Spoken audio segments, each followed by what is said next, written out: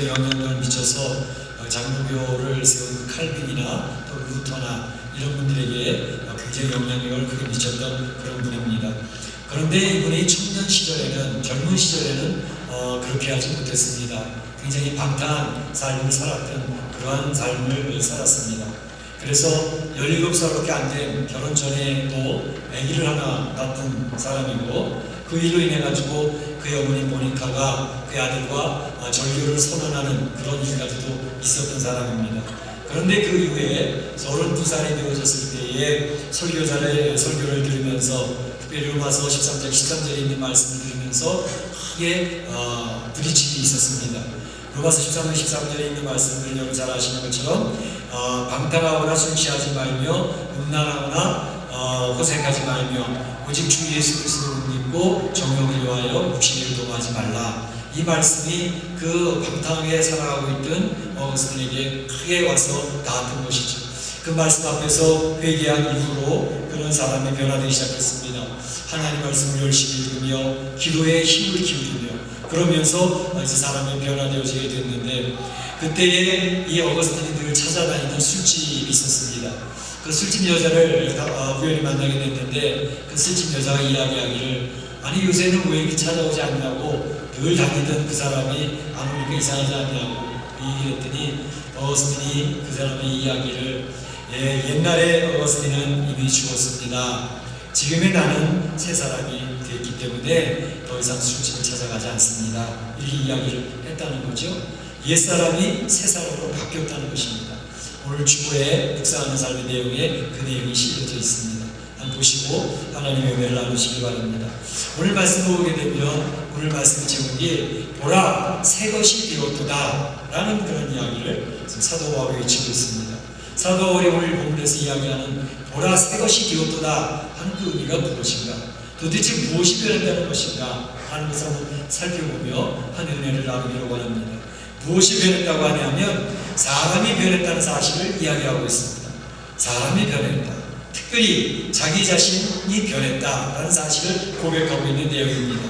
사도행전 9장 그리고 또 22장 26절에 보게 되면 사도 바울의 이력서가 자세히 나오고 있습니다. 사도 바울은 길리기아 다소라는 곳에서 탄생을 했고, 이제 유대인으로서 나면서부터 로마의 시민권을 취득했던 사람입니다. 특별히 유대인의 그 율법을 너무나도 잘 지켜서 8살 때 이미 할례를 받았고, 또 12살이 되었을 때 가말리엘이라고 유명한 선생님 밑에 문화생으로 가서 그곳에서 율법의 교육, 최고의 엘리트 교육을 받았던 사람입니다. 그래서 율법에 아주 열심히 있는 사람으로서 참으로 예수 믿는 사람들을 잡아서 감옥에 집어넣는 일을 최전선에서 서서 열심을 품고 그 일을 감당했던 사람입니다. 그런데 이 사람이 180도 바뀌었습니다. 그의 모든 지위를 다 내려놨습니다. 그러니까 유대인들도 정통파 유대인이 있고 엉터리 유대인들이 있거든요. 근데 자기는 정통파 유대인이라고 하는 자부심 있는 사람이었는데 그 지위를 내려놓습니다. 엘리트 학벌이 있지 않았습니까? 그런데 그 최고의 엘리트 교육 학벌도 내려놓습니다. 로마 시민권, 당시 로마 시민권이 있으면 대단한 권세를 유지할 수 있었고 많은 유익을 받으며 살아갈 수 있는 사회였습니다. 그런데 모든 사람이 선망하고 모든 사람이 부러워하는 그런 모든 지위를 다 내려놓고 포기를 하는 것을 볼 수가 있습니다. 포기 정도가 아니라 그가 이야기하는 내용을 보게 되면 나는 내가 누리던 모든 것, 정통파 유대인, 최고의 엘리트의 학벌, 그리고 이 로마 시민권에 대한 그 권위, 이런 모든 것을 배설물로 여기노라, 이렇게 이야기를 하고 있는 것을 볼 수 있습니다. 이거 다 못 따지더라, 이 일을 하는 것입니다. 아니, 복음을 경멸하는 사람이 이 복음을 위해서 그 복음 때문에 환난과 고난의 길을 걸어갔던 것입니다. 예수님을 믿는 사람을 잡아 죽이던 사람이 예수님 때문에 배가 고파지고 굶주리고 헐벗고 매맞고 비방을 받는 그런 자리로 가고 있었습니다. 그 길로 가면 당신은 고통당할 거야, 고난을 받을 거야 이야기하는데도 아랑곳하지 아니하고 그 죽음의 길, 고난의 길을 또박또박 걸어가고 있는 사도 바울의 모습을 보면서 어떻게 이렇게 극적인 변화가 일어날 수 있는 것일까 라는 생각을 해보는 것입니다. 그가 얘기했던 것처럼 나는 새 것이 되었다, 보라 새롭게 되었다 라고 이야기를 하고 있습니다. 성경에는 새롭게 된 사람이 10명 소개되고 있는데 또 한 여인이 소개되는데 이 여인은 가정생활에 실패한 여인입니다. 가정생활이 행복하기를 원했지만 기대했던 것처럼 행복하지 않아서 그의 남편은 5명이나 있었습니다. 단선편의 남편을 지내는 동안에 그는 좌절했고 우울증에 빠졌고 이 세상 살맛을 잃어버렸던 여인이었습니다. 그래서 많은 사람들의 시선을 피하여서 사람들이 다니지 않는 시간에 나와서 우물우물 기도하던 그러한 여인이었습니다. 그런데 예수님이 그를 찾아가셨습니다. 예수님과 대화를 합니다. 상담을 합니다. 그의 인생의 삶의 고민들을 나눕니다. 그러다가 새 생명을 발견합니다. 그리고 나가서는 모든 동네 사람, 제가 피하던 그런 사람들을 찾아다니며 내가 메시아를 만났다. 메시아를 만났으니 당신들도 와서 그 메시아를 만나봐라 라고 이야기하는 노인으로 바뀌었어요. 또 한 사람은 돈에 대한 욕심이 가득했던 사람입니다. 세상 뭐 별거 있어? 돈 많이 벌면 돈 앞에 다 고개를 숙이더구만. 돈 버는 게 최고야. 그래서 돈을 열심히 벌었어요. 돈 쓰는 것도 인색합니다. 써야 될 때도 안 쓰고 그리고 주머니에 채우기만 합니다. 그러면서 돈을 버는 일을 하면 수단과 방법을 가리지 아니하고 돈 모으는 일이 최고인 줄 알고 살았던 사람입니다. 그래서 세관장을 하면서 자기가 가진 권세로 모든 사람의 돈을 취하는 그러한 사람이었는데 그가 예수님을 만났습니다. 예수님이 그를 찾아오셨습니다. 예수님과 대화를 하는 가운데 그가 새로운 생명의 세계를 봤습니다. 그가 얘기하기를 주님, 제가 불의하게 사람들로부터 뺏었던 것이 있었다면 그 뺏은 것을 4배나 더해서 그들에게 다 돌려주겠습니다. 뿐만 아니라 내가 모았던 그 모든 재산의 절반을 팔아서 가난한 사람을 돕는 데 사용하겠습니다. 얼마나 큰 변화입니까? 바로 예수님을 만난 사람들이 이와 같이 새롭게 변화되어지는 그런 모습들이 성경에는 굉장히 많이 나와 있거든요. 그리스도 안에 있으면 새로운 피조물이라 이전 것은 지나갔으니 보라 새 것이 되었다 라고 오늘 성경이 선포하고 있습니다. 하나님께서 말씀으로 이 세상을 창조하시고 이 세상의 인간을 만드시고 이 세상의 역사를 이끌어 가시는데 이 세상의 역사는 이 세상의 사람들은 부패하고 타락을 했습니다. 그래서 주님께서는 바로 예수 그리스도 안에서 이 부패한 타락한 세상을 새롭게 창조하기를 원하셨고 인생을 새로운 피조물로 만들기를 원하셨습니다. 바로 그것을 선포하고 계신 것입니다. 저는 오늘 이 말씀을 준비하면서 가만히 곰곰이 생각해 보면서 내가 예수님을 만난 이후에 얼마나 많이 변했을까? 뭐가 달라졌을까? 한참 묵상하면서 생각해보고 하나님 아직도 멀었습니다. 언제 하나님 원하시는 그런 모습을 변화될까요? 그런 생각을 하면서 이 말씀을 생각해보았습니다.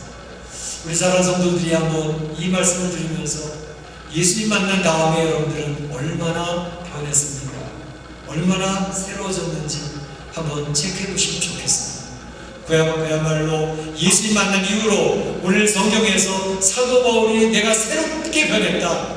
어거스틴이 나는 새 사람이 되었다. 삭개오가 나는 새 사람이 되었다. 수가성 여인이 예수님을 만났다 고백한 뒤로 바뀌어졌던 것처럼 내가 바뀌어져 가고 있는지 한번 점검하는 귀한 시간이 되시기를 주의 이름으로 축원합니다. 축원합니다. 그러면 어떻게 새로운 변화되어지는 삶을 살아갈 수 있을까 하는 것입니다. 새롭게 변화되어지는 힘이 나에게서 나오는 것일까? 내가 이제는 새로운 사람이 되어져야 돼. 그러면서 변화되기 위하여 열심으로 각오를 하고 결단을 하고 변화되는 노력을 하는 그런 성도들이 있습니다. 굉장히 귀한 것입니다. 어떤 성도는 그래요. 아니 내가 변화된다고 그 변화가 되어지나? 그냥 하나님께서 다 하시는 것이지. 그러니까 하나님 필요하시면 나를 변화시켜 주시겠지 뭐. 그리고 주님께서 변화시켜 주실 것이라고 기대감을 가지고 살아가는 그런 분이 있습니다. 굉장히 필요하긴 해요. 그런데 이것도 바른 태도는 아닙니다. 감나무 밑에 누워가지고 입을 벌리고 감나무가 떨어지기를 기대한다고 감이 떨어져도 입으로 들어가나요? 아니거든요. 그러니까 하나님 앞에 바로 하나님의 기대치에 이르는 성도가 되기 위해서 말씀을 열심히 읽고 기도 시간에 열심히 참여하고 주님을 사모하는 갈망을 가지고 주님을 따라가는 삶을 살아가면서 굉장히 필요합니다. 그러나 실제로 우리 인생을 바꾸어주는 힘은 우리에게서 나오는 것이 아니라 예수 그리스도에게서 나오는 줄로 믿습니다. 오늘 성경에서 얘기하는 것이 그것입니다. 그리스도 안에 있으면 새로운 피조물이다. 중요한 포인트는 그리스도 안에 있습니다. 그리스도 안에 있는 것이 중요합니다. 그리스도 안에 있으면 왜 새로워질까요? 오늘 성경에서 이야기하는 것처럼 그리스도의 사랑이 우리를 강권하시는도다. 주님의 사랑 앞에 한복 젖어보면 주님의 사랑이 나를 감동시키고 주님의 사랑이 나를 붙들어주기 때문에 나의 생각이 바뀌고 나의 가치관이 바뀌고 나의 행동이 바뀌고 나의 습관이 바뀌어지는, 그래서 내 운명이 바뀌어지는 그런 새로운 변화가 나타나게 된다는 것을 이야기하고 있습니다. 성경에서는 바로 주님의 큰 사랑에 흠뻑 젖어버린 사람들이 변화되어지는 내용들을 이야기하고 있는 것이죠. 지금 말씀드렸던 사도 바울이 변화된 계기도 어디입니까? 다메섹 도상 아니었습니까? 다메섹 도상에서 예수 믿는 사람을 잡아서 감옥에 집어넣기 위해서 대제사장의 공문서를 받아들고 신이 나서 예수 믿는 사람을 잡으러 가는 길이었습니다. 그런데 그 다메섹에 하나님 우리 주님이 나타나셨습니다. 사울아 사울아 네가 왜 나를 핍박하느냐? 방금 누구십니까? 나는 네가 핍박하는 예수다 라고 선언하는 말씀을 들으면서 제가 예수를 핍박했다고, 거기서 깨달음 속에서 그 자기를 핍박하고 예수 믿는 사람들을 잡으러 다니던 자기에게 주님이 찾아오셨고, 주님이 찾아오셔서 자기 주님 앞에 거부하고 주님 앞에 대항하는 자기를 용납하시고 받아주시고 용서하시는 예수를 만나게 된 것이지 않습니까? 그때 그는 그 감격을 이루 말할 수가 없었어요. 그가 설교할 때마다 그 이야기를 계속 반복해서 이야기하고 있습니다. 나는 주님 앞에 대드는 자였고 포악한 자였고 주님을 거절하는 자였지만 죄인의 괴수와 같았지만 주님께서 나를 용납하시고 나를 품어주시고 주님의 크신 사랑으로 나를 감싸주셨기에 내가 주님을 바라보며 주의를 감당할 수가 있었습니다. 그 얘기를 계속하고 있는 거죠. 뿐만 아니라 가늠하다 현장에 잡힌 여인도 죽을 뻔하지 않았습니까? 유대인들이 돌을 져서 그 여인을 쳐 죽이려고 했습니다. 모세 율법에 대한 시행입니다. 그러니까 그 자리에서 그 여인을 죽이려고 하는 그 사람들 가운데 주님께서 땅바닥에 글을 쓰시지 않습니까? 많은 성경학자들이 이해하는 것은 아마도 바닥에다가 인생이 짓는 보편적인 죄의 모습들을 기록을 했을 것이다 이렇게 생각을 하죠. 그 사람들이 주님께서 땅바닥에다 글을 쓰신 모습을 보면서 자기네들이 죄악이 생각이 나서 한 명씩 한 명씩 나이 든 사람으로부터 시작해서 돌을 내려놓고 돌아간다 이렇게 얘기를 하고 있지 않습니까? 그래서 그 가늠하다 현장에 잡힌 여인이 돌에 맞아 죽을 뻔한 그 위기에서 예수님께서 그 여인을 살려내시죠. 그 여인을 품어주셨어요.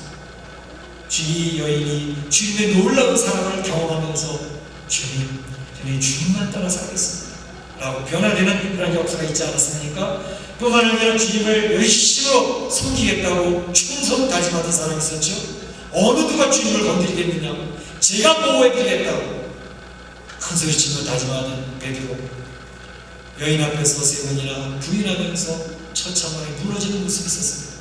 그때 주님의 눈빛이 그 무너지고 예수님을 부인하는 베드로 얼굴에 맞닥뜨려졌죠. 베드로가 주님의 눈길을 피하며 가슴을 치고 땅을 치며 통곡하는 장면이 성경에는 늘 다 나오고 있지 않습니까?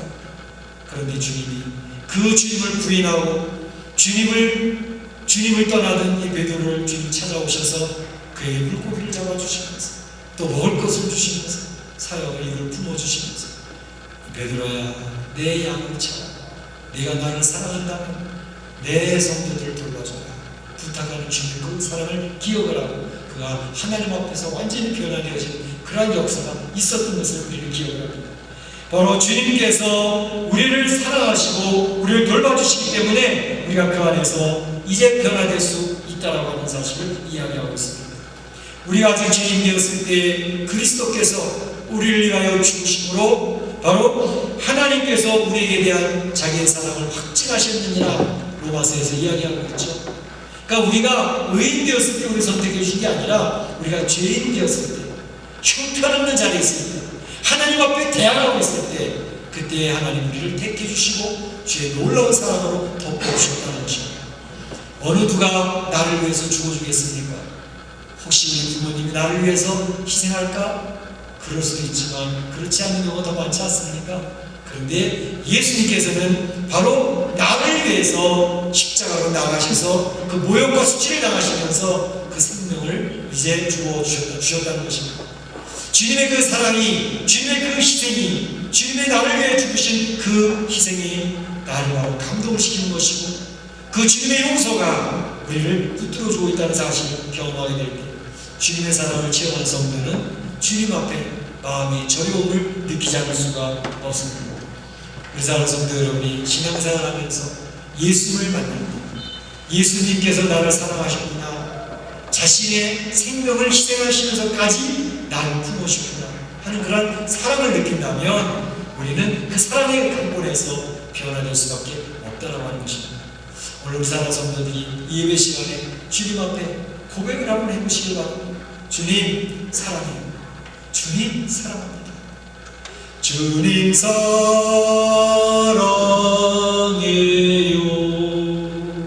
사랑해요.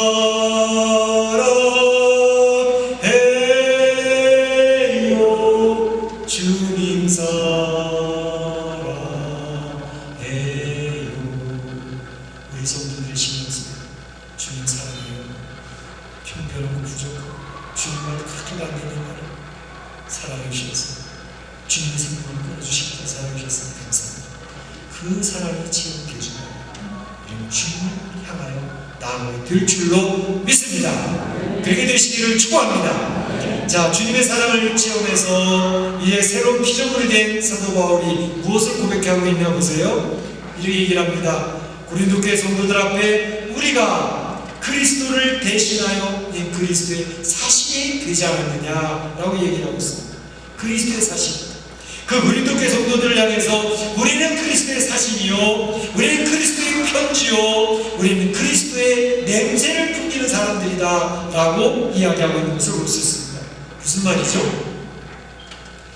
예수 그리스도를 드러내는 사람들이다 라는 것을 이야기하고 있습니다. 15절에서 얘기하는 것처럼 모든 사람을 대신하여 죽으심은 상자들로 하여금 다시는 자신을 위하여 살지 않고 오직 저희를 대신하여 죽었다가 다시 사신자를 위하여 살게 하려 함이니라, 이렇게 이야기하고 있습니다. 다른 말로 이렇게 표현하고 있습니다. 우리 성도들은 예수 그리스도의 놀라운 사랑을 체험한 사람들로서 그 예수님을 만났다면 이제는 예수 그리스도의 사랑을 전하고 그 예수님을 증거하는 사람으로 살아야 되지 않겠느냐. 그래서 우리에게는 화목하게 하는 직책이 있다라고 이야기를 하고 있습니다. 화목하게 하는 직분을 주셨으니, 이렇게 사도 바울이 고린도 교회 성도들에게 이야기를 하고 있는 것을 볼 수가 있습니다. 바로 예수님을 믿으니까 그의 삶에 할 일이 생겼습니다. 무슨 일? 사도 바울은 그런 얘기를 합니다. 나의 달려갈 길과 주 예수께 받은 사명, 곧 하나님의 은혜의 복음을 증거하는 일을 마치려 하면은 나의 생명을 조금도 귀한 것으로 여기지 아니합니다. 예수님을 발견한 사도 바울, 사명이 생겼습니다. 은혜의 복음을 증거하는 일을 해야 되겠다, 내 생명을 다 바쳐서 해야 되겠다라는 사명이 생겼다는 것입니다. 그의 삶이 사명으로 살아가는 삶으로 바뀌었다는 것을 이야기합니다. 우리가 이 세상 살아갈 때 어떻게 살아갑니까? 먹기 위해 사는 삶일까요? 아니면 살기 위해서 먹고 있는 것일까요? 똑같은 말 같은데 틀리죠? 사명이 있는 삶, 내가 무엇인가 목적이 있어서 사는 삶이라면 먹는 것을 위해서 그렇게 우리가 온 생을 들여서 일하지는 않지 않습니까? 바로 성경에서 이야기하는 것은 우리 성도들은 사명을 가지고 살아가는 사람들이다 라고 이야기를 하고 있습니다. 그 사명은 뭐죠? 내가 체험한 주님의 사랑, 나를 용납하시고 나를 사랑하시고 나를 보호하시고 어려운 문제 있을 때 기도하면 그 기도를 들어주셨던 그 주님의 놀라운 은혜, 그 주님을 자랑하면서 소개하면서 살아가는 삶이 사명 있는 삶이다, 이렇게 이야기를 하고 있는 것입니다. 우리 사랑하는 성도들이 사명감을 가지고 인생을 살아갔으면 좋겠습니다. 우리가 사는 목적이 내 자녀들 잘 성공시켜서 멋있게 살게 해줘야지, 그게 목적이신가요? 물론 중요합니다. 그리고 또 돈을 많이 벌어서 내 자녀들이 어려움이 않고 살아가야지. 그것도 중요합니다.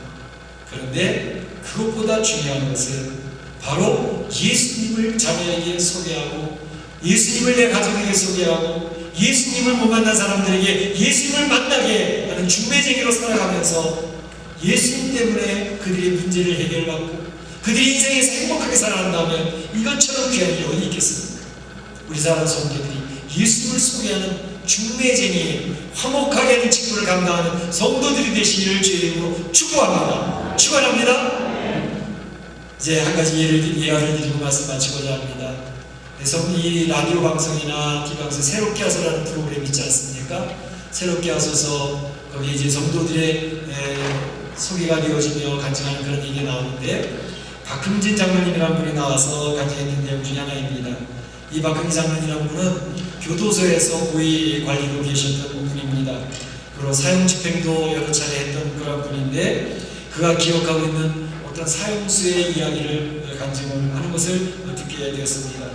윤도영이라고 하는 사형수인데, 이 사람이 이제 사형 집행을 받게 되어졌는데, 보통 교도소에서 사형 집행을 하게 되면 사형수들은 직감적으로 내가 사형장에 갔구나라는 걸 알기 때문에 그 사형장에 가지 않으려고 발버둥을 친답니다. 자꾸 딴 곳으로 가려고 그러고. 그런데 이 윤동이라는 사람은 사형을 집행하는 날인데 편안한 얼굴로 사형 집행장으로 가더라는 것입니다. 그러면서 그곳에서 사용하기 직전에 이제 그 사람의 제목을 다 읽어주지 않습니까? 쭉 읽어 내려가는데 그 사람이 하는 말이, 예, 다 인정합니다. 다 제가 지었던 죄 맞습니다. 그런데 그 죄는 제가 예수님 믿기 전에 지은 죄였습니다. 제가 이 교도소에 들어와서 예수님을 받아들이게 되었고 예수님을 통해서 인생이 무엇인지 알게 됐습니다. 그러니 이제 제 모든 죄를 인정하니까 주님 한 사람으로서 그 죄를 듣기가 너무 송구스럽습니다. 더 읽지 말아주시면 감사하겠습니다. 그 얘기를 하더라는 거죠. 그래서 안 읽고 이제 더 뭐 하길 원하느냐, 찬송 하나 하길 원합니다. 그럼 찬송을 해라. 하늘 가는 밝은 길이 내 앞에 있으니, 찬송을 하나님 앞에 올려드리면서 그 마지막을 정리하리라는 것입니다. 그가 마지막에 했던 것은 하나님 앞에 찬양하면서 함께 있는 많은 사람들에게 예수님 믿으면 좋겠습니다 이야기를 하고 마지막을 마쳤다는 것이죠. 그래서 그 광경을 보고 있던 모든 사람들이, 그 교도소 안에 있는 신부의 회원들이 그 시신을 수습하면서 눈물을 지었다는 그러한 이야기입니다.